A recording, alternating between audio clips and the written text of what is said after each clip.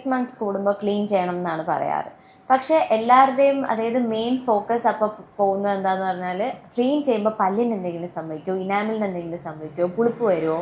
അപ്പോൾ അതിൽ ആക്ച്വലി എന്തെങ്കിലും സത്യമുണ്ടോ?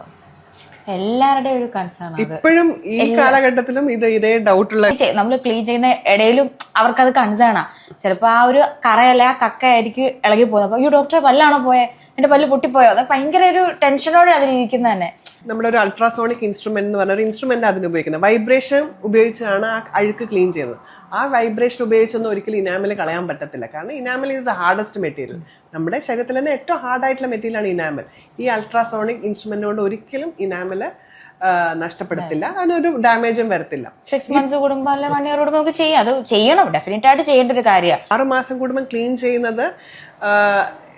ചെയ്യുന്നത് ഒരു ഗുണം എന്ന് വെച്ചാൽ വായിൽ അഴുക്ക് മൊത്തം ക്ലീൻ ചെയ്യാൻ പറ്റും. അത് മാത്രമല്ല, നമുക്ക് 6 മാസം കൂടുമ്പോൾ ക്ലീൻ ചെയ്യുമ്പോൾ പല പ്രിവെന്റീവ് കെയറും കൊടുക്കാൻ പറ്റും. അതായത് മോണരോഗം വരാതെ നോക്കാൻ പറ്റും, എന്തെങ്കിലും ക്യാവിറ്റീസ് ഉണ്ട്, ഇതെല്ലാം ഏർലി ഡിറ്റക്ട് ചെയ്യാൻ പറ്റും.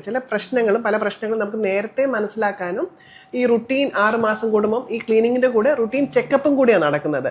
എന്തെങ്കിലും ബുദ്ധിമുട്ടുകളുണ്ടോ, അല്ലെങ്കിൽ മോണരോഗത്തിന്റെ സ്റ്റാർട്ടിംഗ് ഉണ്ടോ, വാനാറ്റം ഉണ്ടോ, എന്തെങ്കിലും കേടുണ്ടോ, ഇതൊക്കെ കറക്റ്റായിട്ട് ആ റുട്ടീൻ ചെക്കപ്പിൽ അങ്ങ് നടന്നോളൂ ക്ലീനിങ്ങിന്റെ കൂടെ തന്നെ.